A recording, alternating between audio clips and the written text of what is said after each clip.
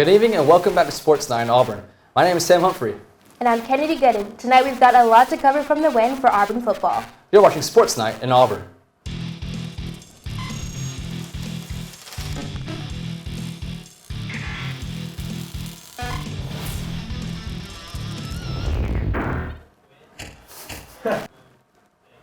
The Tigers were in College Station to take on the Aggies in their first true road test of the year. Eagle Eye was there to capture it all. The Auburn Tigers came into Aggie Land needing a crucial SEC West victory. Bo Nix and the Auburn Tigers would face their first true road test in front of a raucous crowd here at Kyle Field. The 12th man was alive in Kyle Field as the Aggies and Tigers faced off in a top 15 matchup. All eyes were on the Auburn offense as they faced one of the top defenses in the SEC. Auburn's offense looked impressive early as Anthony Schwartz silenced the Aggie crowd with an electrifying 57-yard run on the third play from scrimmage to give the Auburn an early lead. After a missed field goal from the Aggies, the Tigers would strike again as Joey Gatewood found John Samuel Schenker to put the Tigers up 14-0. Texas A&M would have to settle for a field goal before halftime as the Tigers would take a 14-3 lead into the second half. Auburn's defense stepped up again on the Aggies' first drive in the second half as they forced a fumble which was recovered by Daniel Thomas. The Tigers would capitalize on the turnover as Bo Nix would find Seth Williams for a 9-yard touchdown pass. Texas A&M finally found the end zone in the fourth quarter as Kellen Munn would find Courtney Davis for a 27-yard touchdown. With the momentum shifting towards the Aggies, the Auburn offense used a heavy dose of running with Jatarvius Whitlow as he extended Auburn's lead to 18 with a powerful touchdown run. Auburn's special teams sealed the game as they recovered an onside kick, and the offense ran the clock out as the Tigers came out with a victory.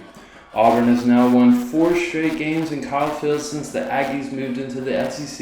With the win, the Tigers moved to 4-0 in the season, and they will return to Jordan-Hare Stadium next Saturday to play the Mississippi State Bulldogs. From Kyle Field, I'm Andy Hewling, Eagle Eye TV. The fastest man in college football seems to have returned to his normal self as after a slow start to the season due to injury, wide receiver Anthony Schwartz found the end zone for the first time this season on an end-around rush that went 57 yards for the first game of the score. Schwartz would total 57 yards on the ground from his lone touchdown run and 30 yards receiving.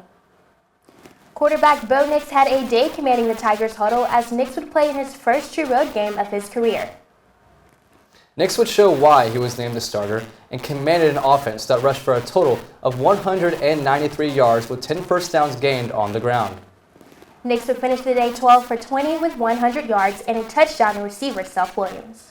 The real story from this weekend, however, was the defense and how they were able to contain Aggie quarterback Kellen Mond. The defensive line, which has been regarded as one of the best in college football, put on another strong performance. Noah Igbenogany led the way with 8 tackles. Derek Brown led the way for the aforementioned defensive line with 2 sacks and 3 tackles for loss with 4 total tackles. The defense as a unit only allowed 12 rushing yards in the first half to an Aggie team that ultimately rushed for 56 yards for the game. Last week we talked about how it seems every week we have an Auburn football player for one of the SEC Players of the Week. And how would we stop the tradition? So why would we? SEC officials announced Monday that Auburn's Derek Brown was named SEC Defensive Lineman of the Week after his performance, which included a pair of sacks, 3 tackles for loss, 4 tackles total, a forced fumble, and 2 pass breakups. The award makes the 4th Auburn Tiger to be named an SEC Player of the Week, with Jeremiah Denson Week 1 and Marlon Davidson Weeks 2 and 3. The Associated Press released their weekly poll on Sunday, and the top 4 remained unchanged, with the rest of the poll looking a little shaken up. The first change that is seen in the poll would be as Ohio State and Oklahoma, as they seem to swap spots every week, as Ohio State takes the 5 spot, while Oklahoma sits at 6. Auburn sits at 7 after their big road win at College Station, while Wisconsin moves up 5 spots to number 8 after their win over in-conference rival Michigan, and Florida stays solid at number 9, but Notre Dame rounds out the top 10 after their loss to Georgia. Coming up, we'll take a recap of volleyball and soccer. Keep it here, you're watching Sports Night in Auburn. As a mom and an Olympian, I know the importance of getting to the finish line quickly. But quicker isn't always better when it comes to conversations about the dangers of underage drinking. General Marshall is right. You don't need to get the entire point across in one dinner or one car ride. Stick to those meaningful moments. A text or short conversation can go a long way. And be sure to use resources like asklistenlearn.org. They've got everything from conversation starters to facts about the dangers of underage drinking. So start the conversation today about saying yes to a healthy lifestyle. and no to underage drinking. I believe this is a practical world and that I can count only on what I earn. Therefore, I believe in work, hard work. I believe in education, which gives me the knowledge to work wisely and trains my mind and my hands to work skillfully.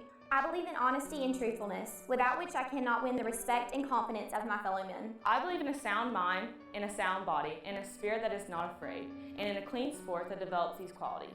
I believe in obedience to the law because it protects the rights of all. I believe in human touch, which cultivates sympathy with my fellow men and mutual helpfulness and brings happiness for all. I believe in my country because it is a land of freedom and because it is my home, and that I can best serve that country by doing justly, loving mercy, and walking humbly with my God. And because Auburn men and women believe in these things, I believe in Auburn and love it.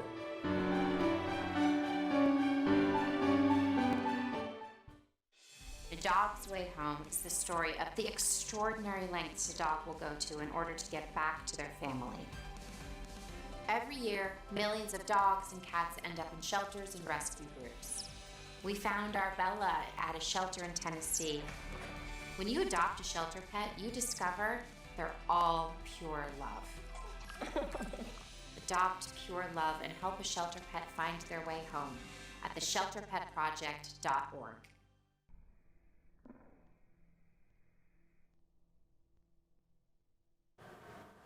Welcome back. Auburn soccer took on two tough opponents over the weekend as the traveling did not seem to take effect on the Tigers. Karen Hoppe and the Tigers traveled to Lexington to take on the Kentucky Wildcats. The Tigers would prevail in the matchup as at the end of the regulation the game was locked at 1 goal apiece, but after one overtime period the Tigers would put the Wildcats away as Haley Whitaker would score midway through the second overtime to give the Tigers their first conference win of the season. On Sunday, the Tigers traveled to Norfolk, Virginia to take on Old Dominion, and in a theme that seems to be thriving for the Tigers this season. It took 2 overtime periods, but Auburn walked away with a tie after both teams failed to score. After the weekend, the Tigers' overall record stands at 4-3-2. Auburn volleyball ended their non-conference portion of the season on a high note, sweeping IUPUI at the Western Michigan tournament. Outside hitter Tatum Shipes and libero Peyton White were named all-tournament. Shipes and Jaden Brown each had 9 kills, and sophomore Val Green had 8. Defensively, White had 13 digs, and Shipes had 4 of Auburn's 5 blocks. The Tigers are now 6-5 as they now face SEC powerhouse Florida on the road Friday at 6 p.m. Coming up, we'll take a look at everything happening on the Plains. You're watching Sports Night in Auburn. Get it.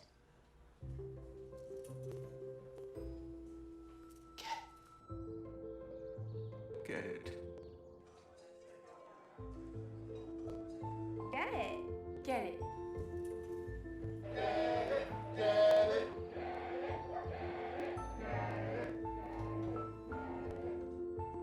Is she gonna get it, Daddy? She'll get it. Get it. Get it.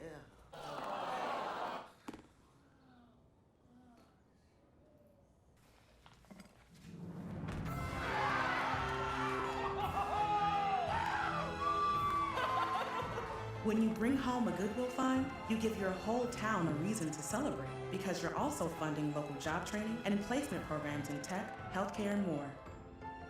Goodwill. Bring good home.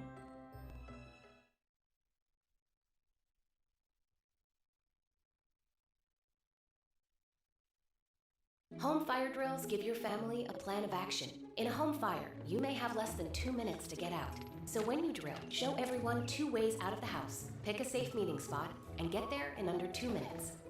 Then practice home fire drills at least twice a year. You can even make them fun. So everyone knows the sound and exactly what to do when they hear a smoke alarm. Go to ready.gov/fire drill and learn how to prepare your family for home fires.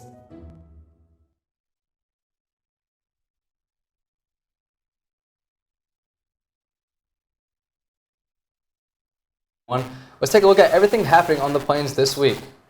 First, soccer takes on Tennessee in an SEC matchup this Thursday at the Auburn Soccer Complex. First Kicks is slated for 6:30. It can be seen on SEC Network Plus. The Tigers then keep conference play rolling as they travel to Oxford to take on Ole Miss at 2 p.m. and can be also seen on SEC Network Plus. Women's tennis travels to Houston, Texas to take part in the Rice Invitational that will last from Friday to Sunday. Volleyball travels to Florida for an in-conference matchup against the Gators that will start at 6 p.m. and it can be seen on SEC Network Plus. The Tigers keep up the conference play as they travel to Columbia, South Carolina to take on the Gamecocks at 12:30 p.m. and it can be seen on SEC Network Plus. Auburn softball welcomes in Gulf Coast State College to J.B. Moore Field on Sunday at 1:30 p.m. Auburn Swim and Dive has their annual Orange and Blue meet to open up their season at 4 p.m. at James E. Martin Clark Center. And the big one for the weekend, Auburn football welcomes in divisional rival Mississippi State for the Tigers' second SEC game of the season. The game can be seen on ESPN and will kick off at 6 p.m. Thank you for joining us. My name is Sam Humphrey. And I'm Kennedy Gooden. You can follow us on Twitter at EETV_sports, Instagram at EagleEyeTV, and check out our website, eagleeyeauburn.com. War Eagle, and good night.